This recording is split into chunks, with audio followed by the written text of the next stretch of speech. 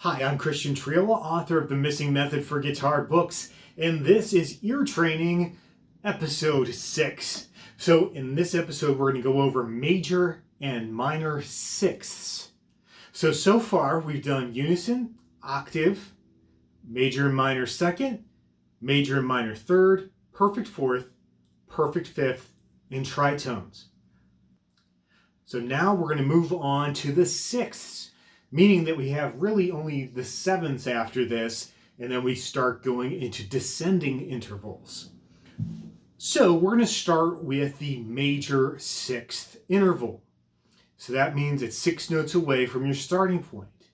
So what that means is if we start on C, which is the 3rd fret of the 5th string, we go up 1, 2, 3, 4 and a half steps. So that's 4.5 steps to your major sixth. So if you were playing it just on this string, you'd have 3rd fret to 12th.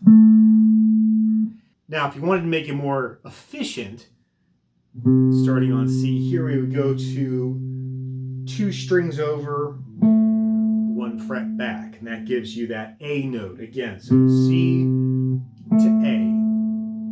If you're pretty familiar with music theory, you could think of it as the relative minor of the major. It's the same thing. You know, C major is related to A minor.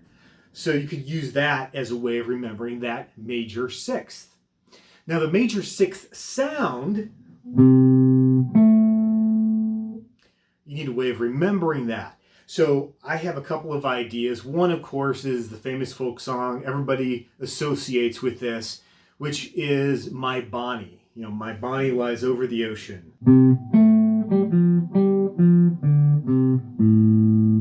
That, the first interval, is that sixth. Another one that a lot of people like to use to remember that is the jingle or tune for NBC, the network. So they have, and that initial interval is, of course, the major sixth. All right, so you'll want to practice that one, get that sound in your ear. Let's go ahead and move on to the minor sixth. Now the minor sixth, you just take away a half a step from the major sixth. So that means it's 4 whole steps. So if we start with C again,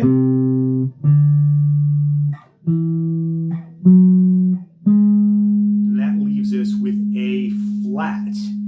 So we have C to A flat, which is the 1st fret on the 3rd string.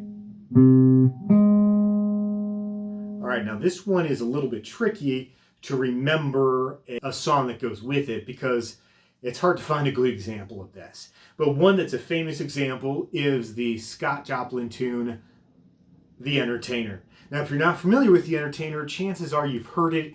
It's usually played on piano. It's a ragtime tune. So I'm going to play just a little bit of it so you can hear what that sounds like.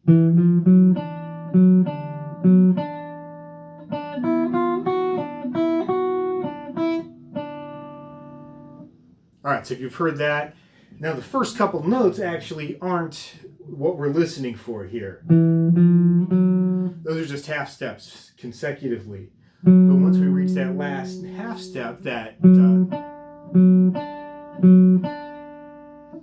sound is, of course, the minor sixth. Now, if you hear them next to each other, it's much more obvious which is which.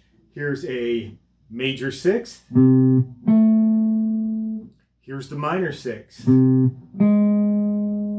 So it's a good idea to actually hum or sing those intervals as you're listening to them so you can get that sound of it in your head. All right, that's all we've got for episode 6. Join us the next time where we're going to go into the sevenths, and then we'll be going into descending intervals. Like I mentioned before, also, we'll have a bunch of practice videos coming out so that you can test your ear. And look for those coming up, and I'll see you next time.